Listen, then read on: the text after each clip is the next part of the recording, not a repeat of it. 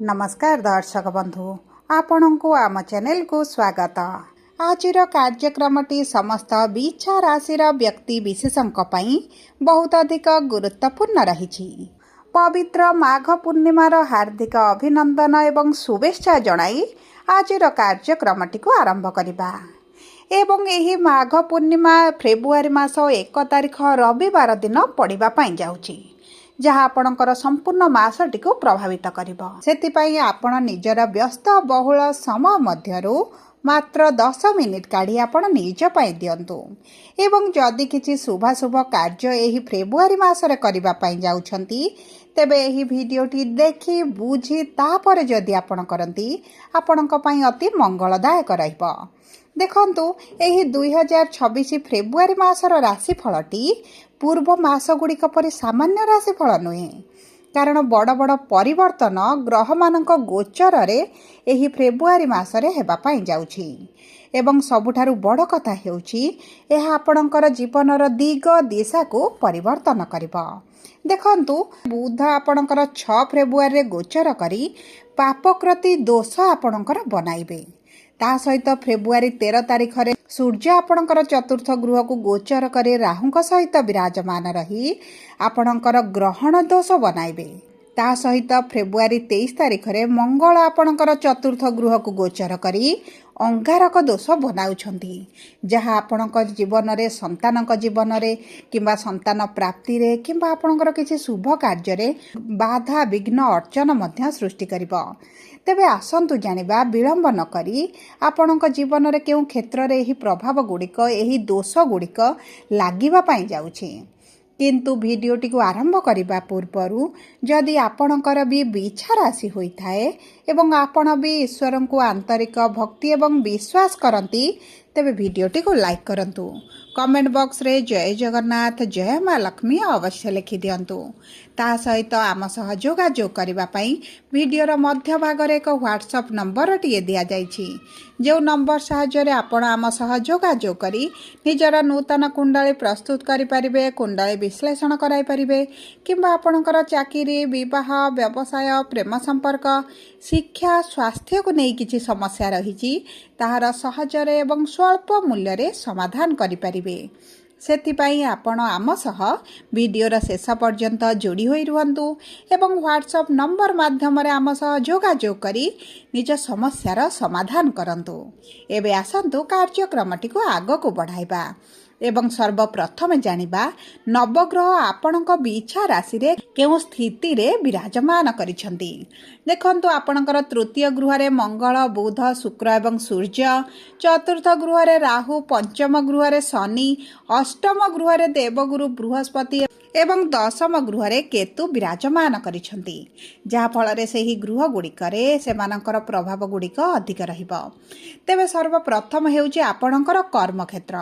देखंतु कर्म क्षेत्र रे आपणकर केतु विराजमान करिसंती, किंतु आपणकर कर्मर गृहर स्वामी आपणकर तृतीय गृह रे पराक्रम गृह रे साहसर गृह रे विराजमान करिसंती एवं भल स्थिति रे अछंती। एवं एही भल स्थिति रे आपणकर फेब्रुआरी 13 तारिख पर्यंत ही रहिबे। 13 तारिख रे आपणकर चतुर्थ गृह को गोचर करी ग्रहण दोषटी को आरंभ कराइबे। तेणु करी आपणक कर्म क्षेत्र रे किछि शुभ परिवर्तन करबा पई चाहुछंती ते किंबा आपणकर चाकरी संबंधित किछि नूतन पदक्षेप नेबाकु चाहुछंती तेबे आपण 13 फेब्रुआरी पूर्व जदि नेबे आपणक पई अति उत्तम रहिबो। कारण सूर्य आपणकर चतुर्थ गृह को गोचर करी राहुंक सहित विराजमान करी सप्तम दृष्टि आपणकर कर्म क्षेत्र को प्रदान करिवे। देखंतु सूर्यंकर निज गृह को दृष्टि प्रदान करिबाटा शुभदायक होइथाय, किंतु जेहेतु राहुंक द्वारा प्रभावित होई जिबे तेणु करी आपणक ऊपर एतेटा शुभ प्रभाव पकाइबे नाही। जदि आपण अर्थ को केउंठी इन्वेस्ट करिबा पई चाहुचंती तेबे 13 फेब्रुआरी पूर्वरु जदि करि नियंती आपणक पई अति उत्तम रहिबो। ता सहित देखंतु आपणकर राशिर स्वामी हेउचंती मंगल एवं मंगल मध्ये आपणकर चतुर्थ गृह को गोचर करिवे 23 फेब्रुआरी रे एवं सेठार अंगारक दोष मध्ये बनाइबे। तेणु करी आपणक पई 13 फेब्रुआरी ठारू अति भल समय रहि नाही।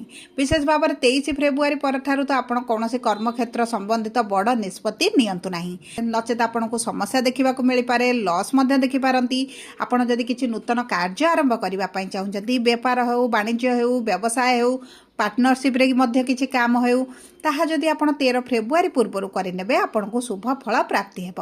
देखंतु आपणकर मंगलंकर जेहेतु दृष्टि रहिबा आपणकर 23 फेब्रुआरी परे तेबे 23 फेब्रुआरी पूर्व आपणकर किछिटा जदि इम्प्रूवमेंट हेबार थिला आपणकर ग्रोथ हेबार थिला किंबा आपणकर प्रमोशन हेबार अछि सैलरी इंक्रीमेंट हेबार अछि तेबे ताहा पई आपणकर शुभ समय रहइबो। किंतु मंगलंकर दृष्टि जेतेबेला आपणकर रहइबो सेही समय रे एतटा आपणकर इम्प्रूवमेंट न होई पारे माने आपणकर जदि प्रमोशन हेबार थिबो ताहा मध्य आपणकर अटकी रही पारे सेति प्रति आपनको मध्य टिके दृष्टि देबाको पड़िबो। किंतु जेउ मानकर दैनंदिन रोजगार रहिछि डेली इनकम हेउछि सेमानक पई शुभ समय रहइबो कारण आपणक सप्तम गृहर स्वामी हेउछन्ति शुक्र जे आपणकर चतुर्थ गृहरे मित्रर राशि रे विराजमान करिवे। तेणु करी आपणक पार्टनरशिप व्यवसाय रे किंबा दैनिक रोजगार रे एतेटा अशुभ प्रभाव पड़िबो नाही। एबे आसंतु जानिबा किपरि रहिबो आपणकर आर्थिक स्थिति। देखंतु अर्थर गृहर स्वामी हेउछन्ति देवगुरु बृहस्पति जे आपणकर अष्टम गृहरे विराजमान करिछन्ति एवं अष्टम गृहरे एतेटा शुभ फल प्रदान करन्ति नाही। तथापि भी आपणकर राशिर स्वामी जेहेतु मंगल उच्च स्थिति रे रहिबे आपणकर इनकम रे वृद्धि घटिबो। विशेष भाव में जदि आपणकर किछि धार करज ऋण रहिछि तेबे मध्य आपणकर सुझी होई जिवो।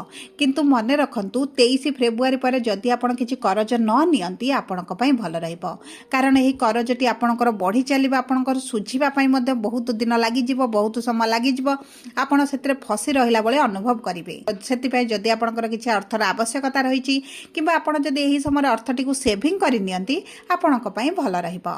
एबे आसंतु जानिबा किपरि रहिबो आपणकर शिक्षा।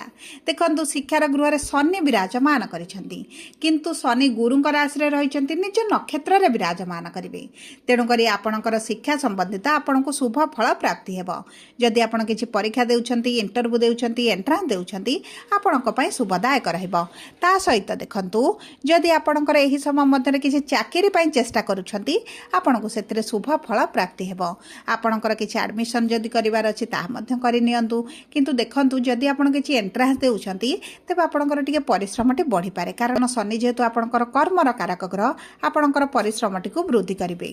ता सहित जदि आमे देखिबा आपणकर प्रेम संपर्क को तेबे आपणकर साथीक सहित आपणक प्रेम संपर्क रे जे मनमालिन मतभेद डिस्टर्बेंस टी चलीछि ता आपणकर दूर होई जिवो।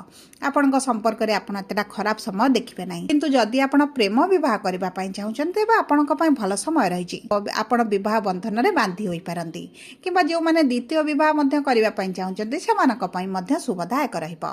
एबे आसंतु जानिबा वैवाहिक जीवन एवं विवाहर जोगटी आपणकर केमिति रहिबो।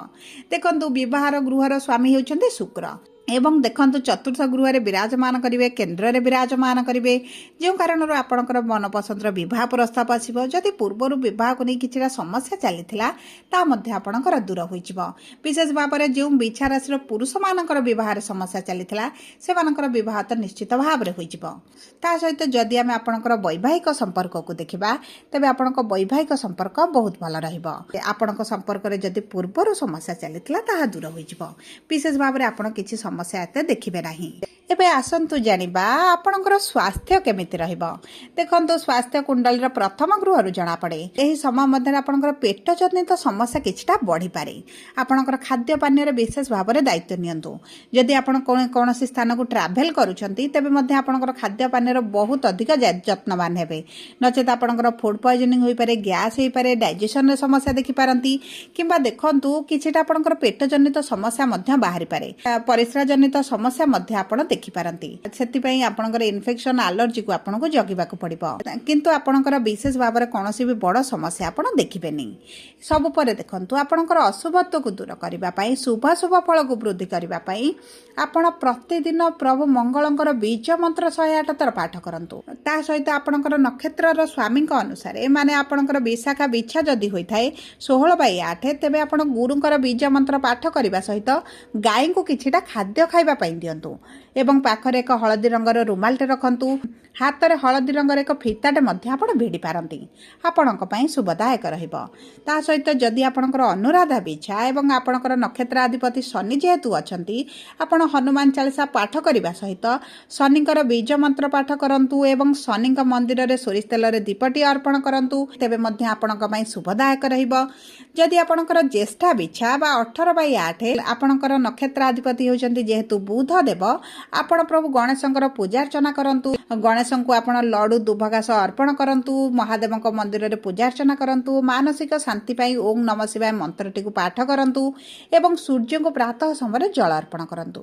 ଆପଣଙ୍କ ପାଇଁ ଶୁଭଦାୟକ ରହିବ। ଯଦି ଆପଣଙ୍କର ବିଛା ରାଶି ହୋଇଥାଏ, ଭିଡ଼ିଓଟି କିଭଳି ଲାଗିଲା କମେଣ୍ଟ ବକ୍ସରେ ଲେଖି ଜଣାନ୍ତୁ। ଯଦି ଆପଣଙ୍କ ପ୍ରିୟଜନଙ୍କର ବିଛା ରାଶି ହୋଇଥାଏ, ଭିଡ଼ିଓଟି ତାଙ୍କ ସହିତ ସେୟାର କରନ୍ତୁ। ଯଦି ପ୍ରଥମ ଥର ଆମ ଚ୍ୟାନେଲକୁ ଆସିଛନ୍ତି, ଚ୍ୟାନେଲଟିକୁ ସବସ୍କ୍ରାଇବ୍ କରନ୍ତୁ। ପାଖରେ ଥିବା ବେଲ୍ ଆଇକନକୁ ପ୍ରେସ୍ କରନ୍ତୁ। ଧନ୍ୟବାଦ।